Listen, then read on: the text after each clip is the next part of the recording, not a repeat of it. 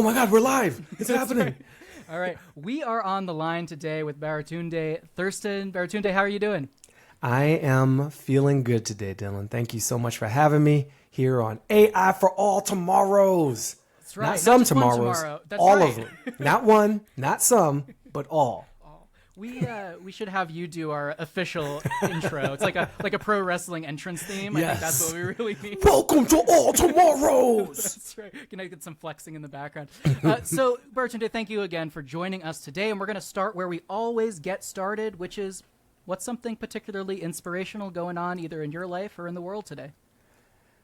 I am inspired by a truth that is newer to me, but older than any of us. And it is the truth of how U.S. democracy even came to be. We're told the story of the Pilgrims and a bunch of smart, clever, desperate, interesting folks from Europe who landed here for freedom and obviously French fries and high fructose corn syrup. It's like right there in the Magna Carta and Genesis. So democracy... So as a minister, I do remember the French fries. Absolutely. Coming back in the book of Genesis, too. So it really comes full circle. Yes. So we get taught this story about democracy being kind of imported from Europe. And parts of it were, but it was also a practice very much held by the indigenous people who were here.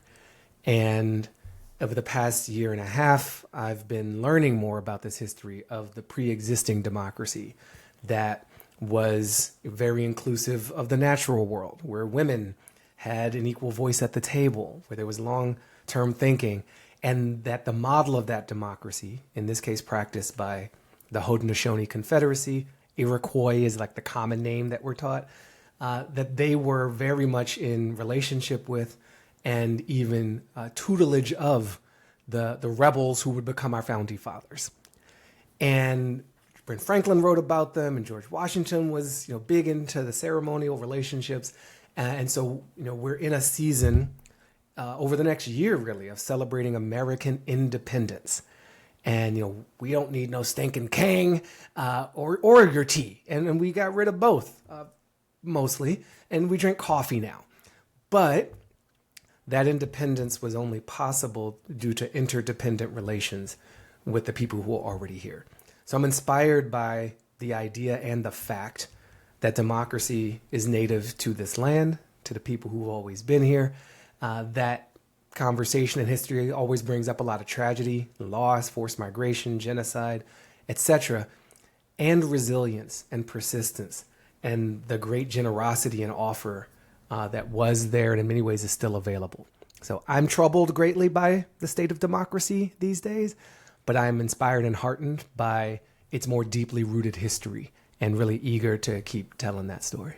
Yeah, one of the things that I've been inspired by your work for years since your work on Trevor Noah was the combination of democracy, technology, and humor. And right now I'm like, well, what do we do with any of these things together or apart? And so maybe starting with democracy, since we already talked about it, where do you see as the role of technology or AI or whatever buzzword we want to throw out with that and democracy right now? Okay, so first of all, at the intersection of democracy, technology, and comedy, you will find the Department of Government Efficiency. It is literally all those things come together.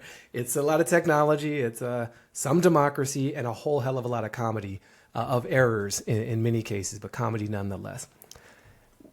Democracy and the AI moment for me, there's a uninspiring possibility. There's a basic level of like competence, and then there's the inspiring vision. So the uninspired version of that story is we use technology to weaken the power of the people. We inject more cronyism, more concentrations of power and wealth, less responsiveness. Everybody across, like there's one thing Americans agree on is that we don't agree. So kudos. And that everything's a shambles. Like we're in a hot mess. That our democracy is deeply challenged, right? Everybody actually agrees on that. And so the role of technology in that could be to exacerbate all those things and do more stealing, more corruption, et cetera. And there's some signs that that's happening. the baseline level is we could have better operational efficiencies. That I don't know anyone who's like, yay DMV, like permitting. Can we please do that more? I would really love a different form. I don't have enough forms in my life. So there is definitely a baseline level of like operational excellence that can be improved upon. But the inspiring vision says, okay, what's the point here? The point is we want to live together well, that we live in a very diverse world, in a very diverse country, and that the practice of democracy is of living well together amidst all that difference. That's real hard. How do we use technology to help us see what we have in common? And so if we can take some of the most broken parts of our democracy, the representation system, the flow of money into lobbyists, and could literally distribute more power to the people through a citizen assembly, which is a conscripted gathering of randoms, literally randoms, which makes it more representative than extroverts alone or well-funded people alone. The Greeks thought that too, something worth looking up in those history books. They did not trust elections or charisma at all. I would have been a terrible, they were like, I got too much riz. Oh no, don't trust me. So how do you balance that? How do you use technology to facilitate participation, group decision-making, building consensus, crossing language barriers, cultural barriers? There's evidence of that. You and I were both at a conference recently where we saw one exhibition of that in Bowling Green, Kentucky. There's things happening in Bend, Oregon, in Detroit, Michigan, in towns in Maine. It's literally coast to coast, north and south. And I'm inspired by the idea of actually AI helping us practice democracy more than the current system is allowing for. Yeah, well, that's something I've been thinking a lot about, is how much riz Socrates might have had, and some of those other, like Plato. Just really, like, did that help them? Did that hurt them? Is that how they got to where they did?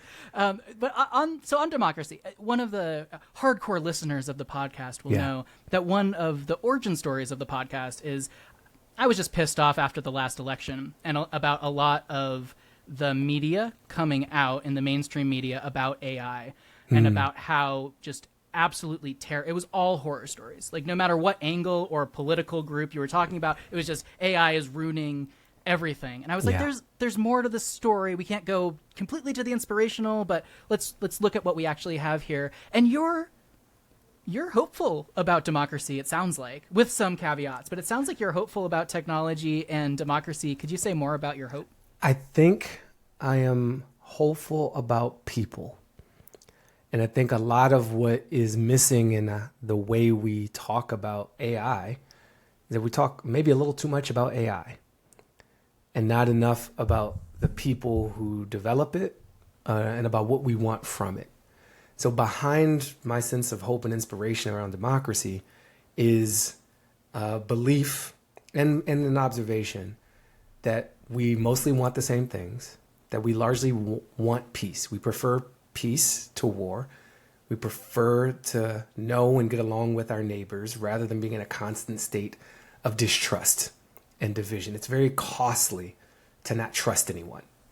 And you're literally looking over your shoulders. If you have to secure your family all by yourself and everything is always a threat, that level of vigilance will wear you down and shorten your life. It'll shorten the life of a human. I think it will shorten the life of a nation as well.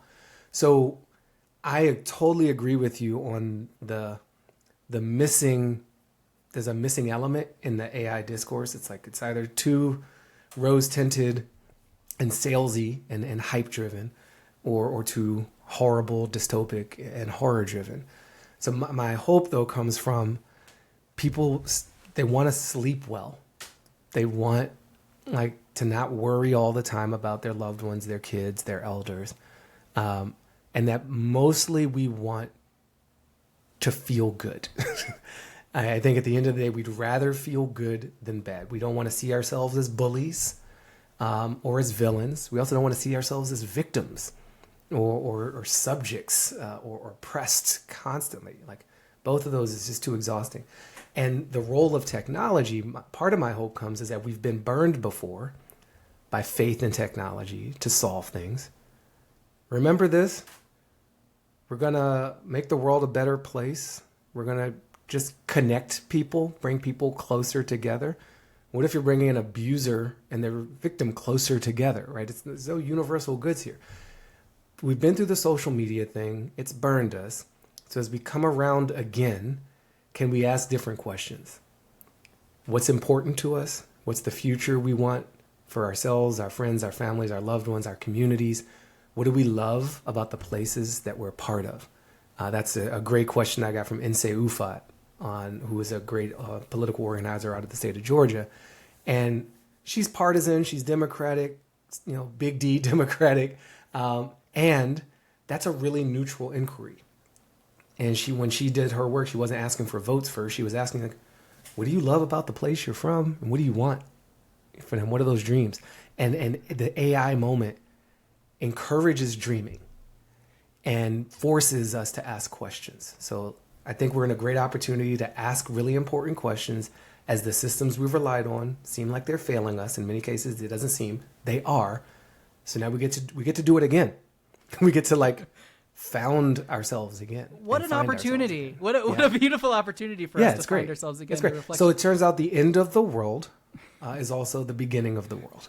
That's right. I think that's beautiful. And what happens though when what you're calling neutral questions become politicized? When the question of what we dream of, you're also pointing to a capitalist system that's underpinning a lot of this, or a system where a lot of people get more through certain dreams and other people get less through. And even the idea of we want people to be in a better family system or live a better life, even that terminology in my experience has been politicized in some way. Technology as well, and connection as well. How do you sort that out in yourself as someone who creates a lot of content too? Yeah.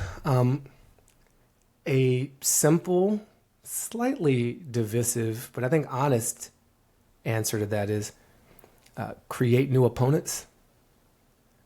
So the politicization that has an implication of kind of a left-right thing, which is the case. But there are others. There's someone benefiting from that politicization. Who's that? Who's profiting off our pain? And I'm not encouraging mob behavior or witch hunts or things like that, but I'm encouraging clarity, that this hope that I have that we'll ask better questions, that's in opposition to just receiving software updates from an industry that has a goal of quarterly returns and giving very wealthy investors back enough money to make them extremely wealthy investors. And so that's a great risk of the moment, right? We're not on some default setting toward peace. I think we got to work for it. And sometimes you have to fight for it. But one of the ways that I think we can depoliticize the charge that has come is to create a different common basis and say, all right, so who's going to benefit from this? Is it good for your kids to be on their phones 8 hours a day? If it's not good for your kids, who is it good for? Okay, so you might be in opposition to that party. That's divisive, right? That is potentially politicized, but on a different axis. There's a power axis here. And to the extent that we can remind ourselves that we have power, that industry is a great engine for economic growth and a couple other things, but it should not be the sole home of all of our wants and our needs, individually and collectively, then there's a new balance that comes. And I think a lot of people who are politicized around some of the language now on opposite sides might find themselves in the same boat when it comes to the question I just posed about time on phone with kids, as one example. Or, all this job displacement that's happening. Who does it hurt to have wages collapse, to have job certainty disappear, such that every quarter there's a new mandate for the type of work that needs to be done? Who's that bad for? Okay, almost everybody, but not quite everybody. Who's it good for? Who's pricing? There are ways of measuring these things, and so you can do your own research in this, right? I'm not even saying the thing. I'm literally just asking questions. And that's a good tradition. And so I think this moment is forcing us to ask questions differently, even questions that previously might have been deemed divisive or questions that have been weaponized or politicized. Yeah. You're sitting in this really interesting spot where you talk to a lot of different people through the content you create. Through we'll put out the plug here; it'll be all over the show notes. But Life with Machines, the podcast. But you're talking, even the conference we went to the other week. Like, you are in that unique position where you are talking to policymakers, you are talking to foundations, you are talking to everyday people, to politicians. Like, you're how do you navigate that when you're thinking about, like, talking about technology? Do you have to do some level of code switching? Or first of all, politicians are not everyday people. I think we should just clarify that. They should be, and increasingly the successful ones, I think, will be. It's not as I don't quite approach the transition between those different groups with extreme consciousness. It's not like, oh, I'm going to put on my policy discussion mode now. Activate politician talk mode. Now activate human mode, because those are different modes. I think there's curiosity that leads in all those cases. I think, like any sort of relationship dynamic, people like to see themselves, hear themselves, know that you're paying attention to them. And so if you don't know, ask. And if you do know, like, share something about the other party. How are you thinking about, and demonstrating some empathy for everyone. I think, I'm throwing mild bombs here, but they're very mild, that everybody's having a hard time right now. Like, if you are an everyday person, the things that your parents prepared you for don't exist. Within a generation, there's massive gaps in experience because of technology. So we are separating generationally like never before. I don't think, when the automobile came about, that was huge. Flight, huge. Electricity, huge. They also took decades to permeate society to the degree that artificial intelligence has done in just the past 2 years. So I got a lot of empathy for all of us who are just like, what is going on? Like, what is up? What is down? If you're burdened and blessed to be a politician right now, I mean, bless your heart, and a pox on your house, like, at the same time.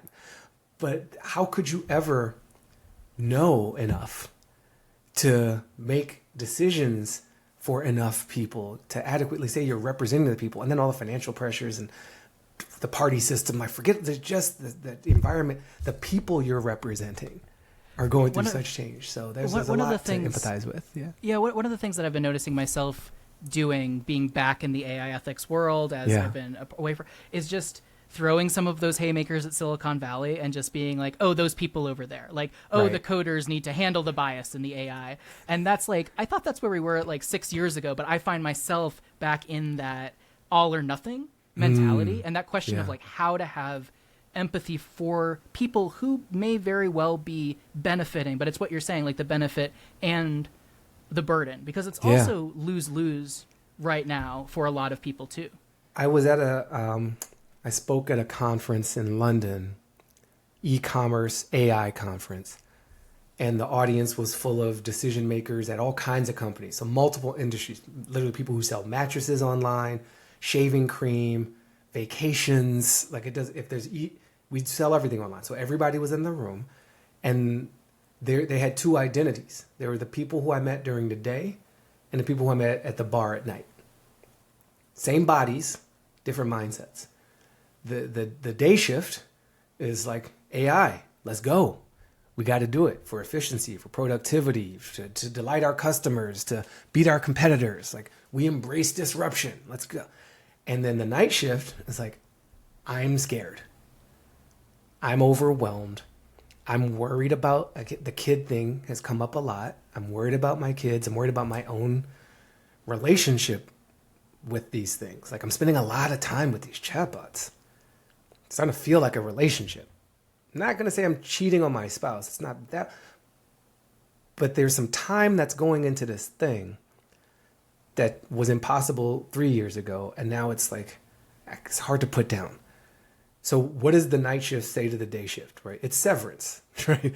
There's innies and outies in the same body, and part of what we need to do is integrate and bridge that without massive brain trauma, ideally. Well, and it just seems exhausting. Like when I talk to folks who are run startups and things, they're just always feeling like they're behind, even when they're not. It's like, what is the next AI tool that I need to optimize? Because that's also the story that we're being sold too. That we need to keep getting the newest thing. But when you're saying like that severance, one of really, this is just selfish. I want to hear you talk about comedy and technology together, just because I'm personally curious about it. But one of the things that I know from my old ministry days is that the easiest way to get people to listen with their full heart is to make them laugh first. Like you make them open the door, and then you can get to the really deep stuff, like the soul talk. And I'm wondering for you, like what the role of comedy, which has been this through line in your career, what that role is in this AI world or in your career right now. Comedy became a part of my life out of anger and frustration, not really out of joy. I was angry and frustrated, and comedy helped. That's like the simplest story, and it came about heavily through an obsession with news and seeing the state of the world and needing a different way to process that information. So I started doing satire. I would later find that there was another place doing news satire called The Onion, and I was like, oh, these guys are doing my thing, huh? I sent a cease and desist. Now I got a job, and I worked there for 5 years, and I worked there during the rise of social media and mobile computing. And I led the digital team at The Onion, the first position to do that. So I had done stand-up for a decade. I had done Comedy Central auditions and had bit parts in movies and was on stage constantly. So had a deep appreciation, and then was able to use it professionally, which means I got healthcare to tell jokes, which is like the greatest win. I know people think like Sam Altman's made it. He hasn't, because his healthcare still depends on him doing a real job. And I got to do a fake job and still get dental. So take that, Sam. But being at a place like The Onion, not a place like being at the actual Onion for 5 years, put me at an intersection of tech. So I was running this digital team, of comedy, because that's the job, of politics, because I was running the election coverage in 2008, and then after again leading into 2012. So it was a great time, and I saw that an absurd world, needs absurd narrative to help make sense of it, and that technology could help with that. That we could use these tools to mock the world, to highlight an injustice or just a contradiction. Didn't have to be always that heavy. And to not take ourselves so seriously, or to point out something that really does need to be taken so seriously. So in those days, we live tweeted events that didn't happen, right? That was like part of our performance art using the medium. We put out, you've worked in an academic context, and I think many of your audience do, old archives of newspapers and magazines, microfilm and microfiche. We made like a microfiche reader as our first iPhone app with all the old Onion headlines from back in the day and stylized it in such a way, like bringing old tech into this new mode. But then I left The Onion, and with a few others, we started a business that was all about comedy and humor at an intersection. And that business is called Cultivated Wit.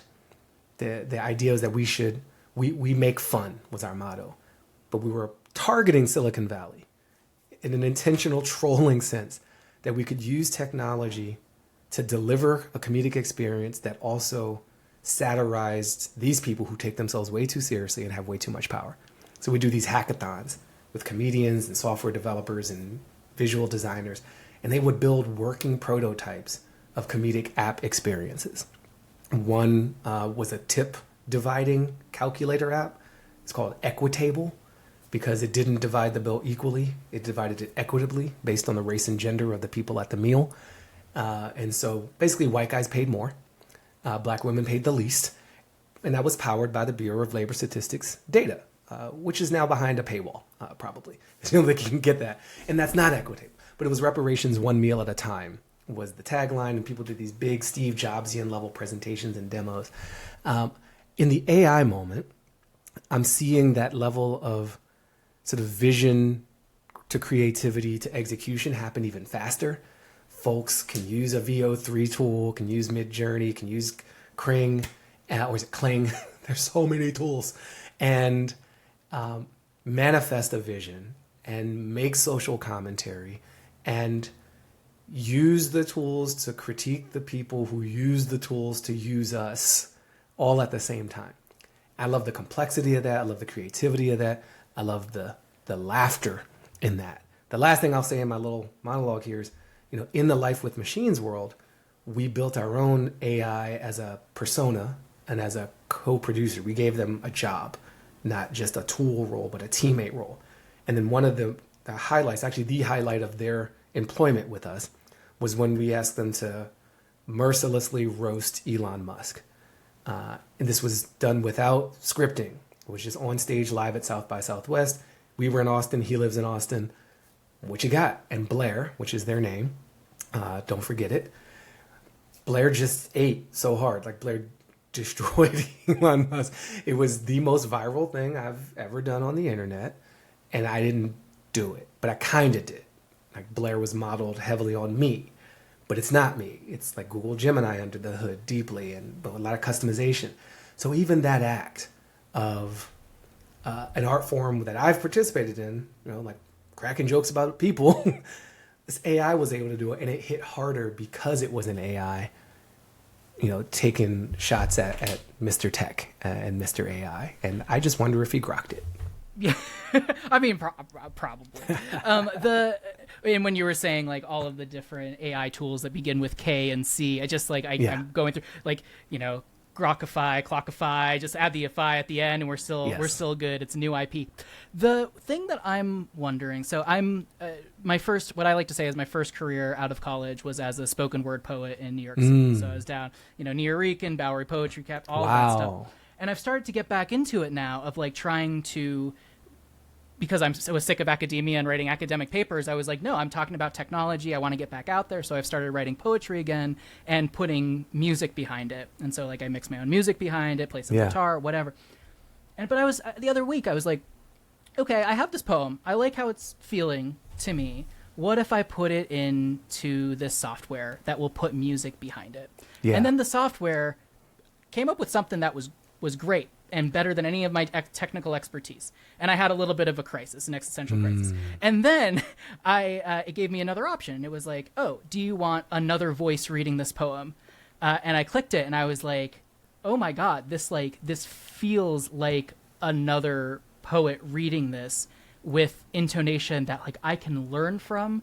But is this like, did I even need to write the words at this point? Like, where did I end? And I don't know how to nuance this conversation that much, but I do know that I get really frustrated with the binary of, okay, AI is going to free us to be creatives and free us from this job, or AI is taking our creativity away from us. And I'm just wondering personally how you're thinking about creativity right now.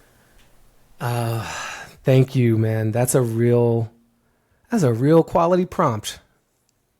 From one human to another. I appreciate it. It's an honest prompt for me. I'm like in crisis over here of like, should I even be doing art? Should I be doing this podcast? I don't know. But I'm curious. How are you thinking about that? I like the way you put it in terms of an existential crisis about where you end, right? Sort of where do I end? Where does the AI begin? I am not in a crisis mode. I'm in an exploration mode. There's some things I feel very, very certain about. There's a type of creativity that I do that I tried to get AI's help to do, and it was bad. Multiple times, including at the Aspen event. I tend to wrap up events in a way that's got some comedy, some poetry, some synthesis, some roast, some celebration. What I did at the Aspen one wasn't actually a great version of it, but it was still much better than what AI was going to do. I did another conference called Pioneers, and it was maybe the best thing I've ever done on stage in my life, I think. And people were like, did you get AI to help you with that? And I was like, AI can't touch me on this. Now I will eat those words. We'll check back in 2 years, and the people who said, AI doesn't even get my bio right, it makes up things like that. Those days are over, and now it can passably do some of those things. But I am still in a body. I still emit electromagnetic frequency of a certain wavelength, wavelengths of a certain frequency. I still am in community, and I still enjoy the experience of much creativity. There's some I don't like. I don't really like writing LinkedIn posts. Right? It's like not my highest calling. And apologies, Reid Hoffman, he was a guest on the show, and I'm like trying to drag you. I'm just saying, 80% of LinkedIn posts are written by AI anyway. Why would I want to feel special? I just want to fit into the group and achieve the time savings and bullet listed insights driven by emoji that come supernaturally to those relying on ChatGPT. So I'm okay with that. So run my LinkedIn and captions on IG posts. Leave the human, heart-centered comedic synthesis to me. And there's an in-between space where I'm doing a lot of voice memos to transcribe and then have AI help me clean it up to get my first draft, as opposed to just staring at a blank page and starting to write, because talking comes more easily. And I think where this goes is a deep level of partnership where the line is indistinguishable. And where do I end? Where does the AI begin? I don't know where that ends, but there is some mutuality that I'd be okay with, provided that the AI system I'm using, it's built in a good way, shares enough of my values, isn't just extracting from me to disintermediate me from my own experiences. Not just the money of it. The jobs and the money is one thing, but I do enjoy living. And which is good. I think that's a good place to be, right? And that's not something I can say every day, right? That'd be ideal. I know there's many people who can't say that one day in a month or a year. It's really hard to be I enjoy living. But most of us would rather be here than not on most of our days. And so long as the AI thing isn't undermining that, I'll be okay. And as a creator, I'm exhausted already, by the tool bonanza, extravaganza, everything must go, there's a new thing out. But I also think that that can only last so long, right? We will just stop and slow down. We will opt out. Good for you. You're on GPT 7-50B6 subprime optimal. Cool. Check out my notebook. Right. It's got all the squiggles that I cross out so much. No, but that's something I've been thinking a lot about, is the beauty of imperfection, where I get out there and this is why I love public speaking, or even this podcast, right? I can ask the dumbest question possible. Sometimes I'll edit it out, but most of the time I'll just leave it in, just because I like to hear that human struggle, or that back and forth where I ask the bad question and then you're like, no, but what the hell do you really mean by that? But then with poetry, it's the same thing. You're up there, you're just there and just living and vibing. And then when you screw up, even when it's really clear, that's almost the most human moment compared to anything that's overly perfect. I also think this idea of AI replacing is just one dimension of the relationship to creativity. There's AI as self-referential coach, which is how I've had some of the most productive engagements, where I give it good work, I give it a draft of new work, I say, criticize me. And now I have a little editor in my pocket. That's kind of cool. Or find connections I haven't found, right? What is a path you see here? And it does make me more of an editor myself. In some of the things I create, I'm becoming more of a producer, more of an editor, a conductor.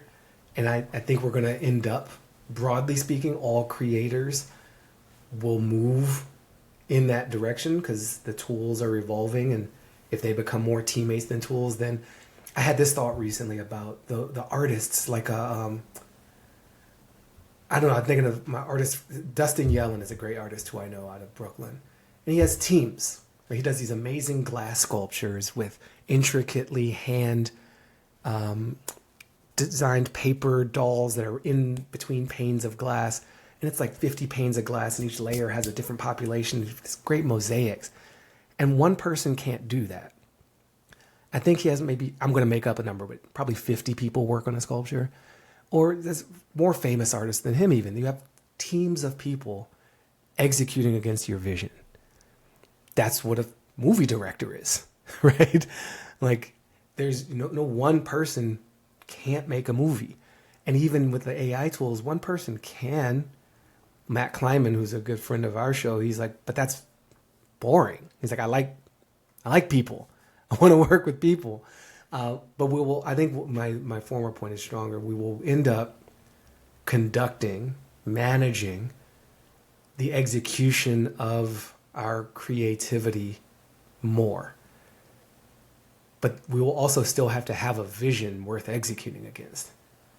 We'll have to have a perspective that we want to shine into the world. We'll have to see something ourselves to react to, whether that's a sublime moment of intimacy or a devastating hypocritical moment of governance or a tragic moment of disaster or war. It's us that's going to have to observe that and have some response. And then do we take a physical notebook out and write a poem about it? Do we scream into a voice memo, take a picture, watch a YouTube video, throw all that into an AI and say, like, help me process my feelings, damn it. And it comes up with a thing and we're like, I don't like that. And it comes up with another thing, I don't like that. And 50 things later, we find something that actually represents how we're feeling. So what are we in that? Are we still an artist? I think so. We're practicing the art in a different way, but we are having an experience. We're observing something of the world. We're engaged in a process of sense making, and then we are sharing back out something more thought through, something created. If there's no person there, if it's just like an LLM observing the world and having a reaction and self-publishing, cool, like good for the bots. And there's probably going to be a world of that. And I think some of these tech platforms will be very happy with that world. Well, and a market for that is the other part of it. Yeah, because it's just about, increasing the amount of monetizable activity, whether it's human-made or not. That's real sad. I love your metaphor of being a conductor. And I'm really curious about how we can live into that metaphor a little bit more than that replacement narrative. I did want to take us, as we're moving towards closing, I wanted to take us way back to the beginning of this conversation, again, because I'm personally just interested in your thoughts on democracy. When you're thinking about like your vision for, you can take it like 100 years from now, you can take it in the abstract, but when you're thinking about your vision for democracy, what does an ideal world look like for you? Or what is your big vision for that in this world? Free massages for Black people. There you go. That's a start. And not exclusively, just first. And then everybody would do a lot better. I think airports would replace all of their television programming. They either have like inflammatory news on or like docile making sports. I think they just replace it with the best like nature footage ever. We would just watch koalas snuggle as, we're missing our flights in the future, and we feel better about it. It'd be kind of like the drug Soma, but not a drug at all. It's just like authentic, natural relationships. My big vision for democracy, 100 years is a long time and no time. So technologically, who knows what anything, we will be interrelated to machines in such a tremendous way in 100 years in our family trees and whatnot. But that's not a technology question. It's like a social tech question. I would want us to have everyone have enough. I think we will have evolved to the point where we will be proud, not of the size of the inequality, but the levels of dignity achieved. I would hope in this vision that our measures of success are balanced a little bit more toward collective and more holistic.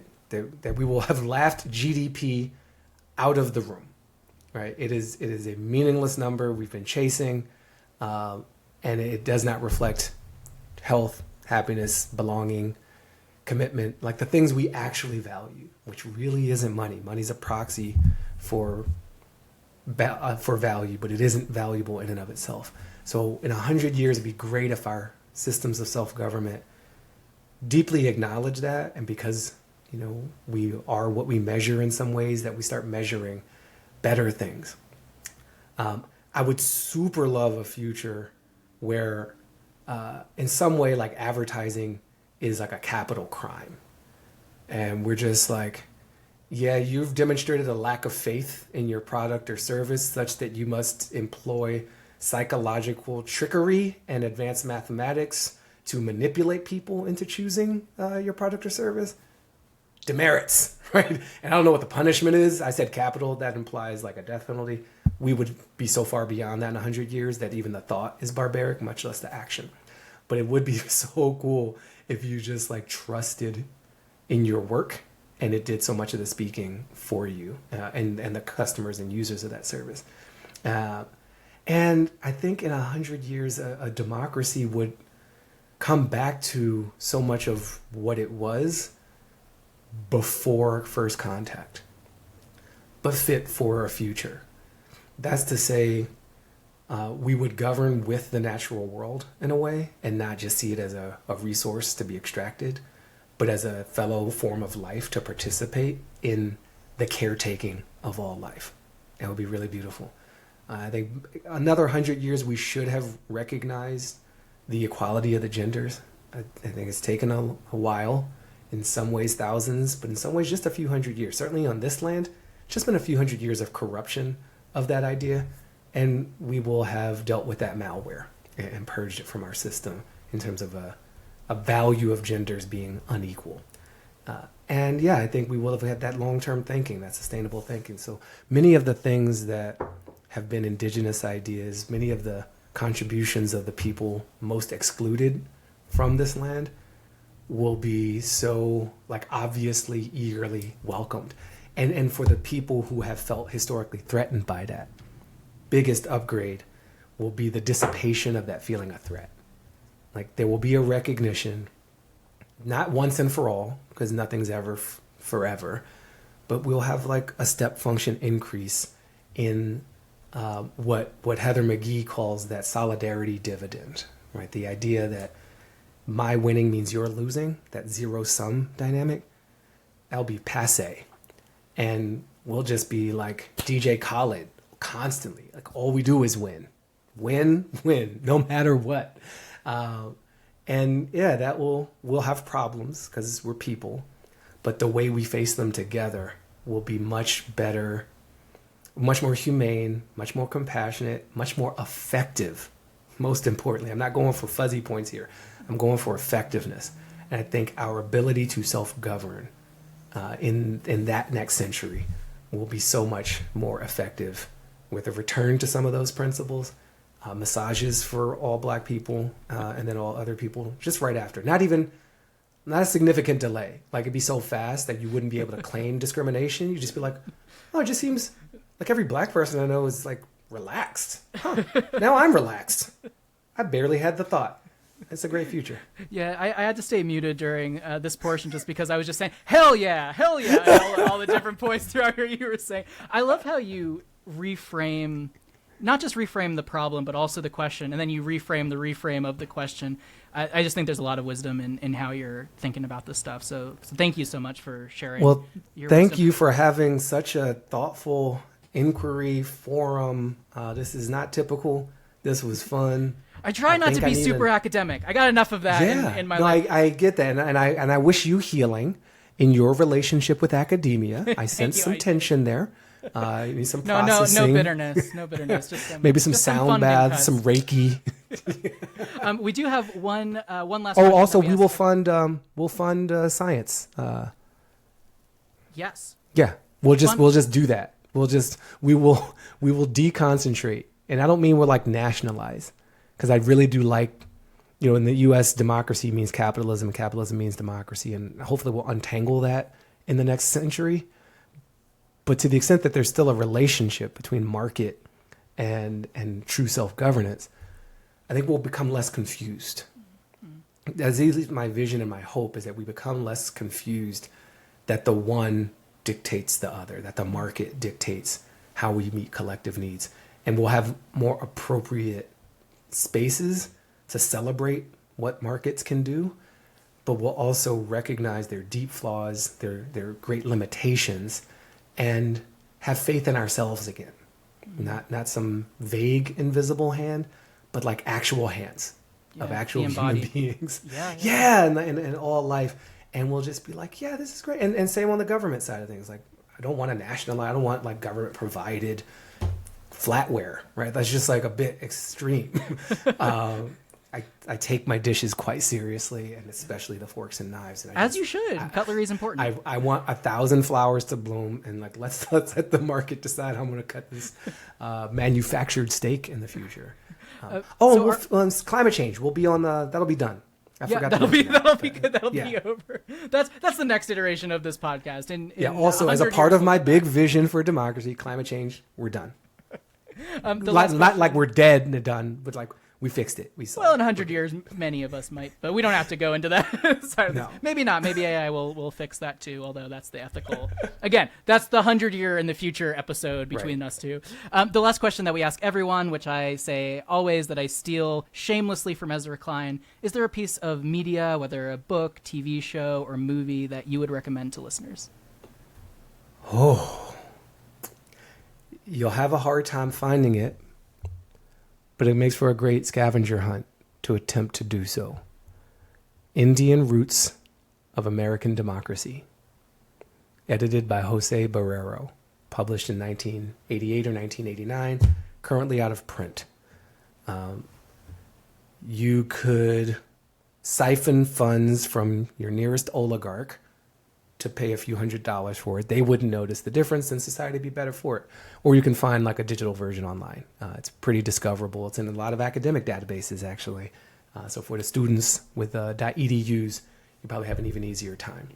And just know that we are inheritors of an even more beautiful legacy than most of us know.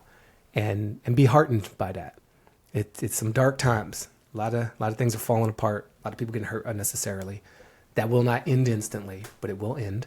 And it's up to us to bring something more beautiful into being. And some of that was always here. So find that inspiration for yourself. Don't feel shame about all the terrible things that have happened in your names, in our names. And if we're so lucky to wake up tomorrow with the sun, smile. Well, and thank you so much, Baratunde, for shining your own light and your own witness in the difficult world that we live in. Some more hope is always needed, and I think you provide that. So thanks so much for joining us today. Thank you. I do this for all tomorrows. I mean, I've always said that. That's right. You're just stealing our branding at this point. Now it's going to be life with machines for all life tomorrows. With all tomorrows. Yes. Oh, man. Thank you for having me. This is great.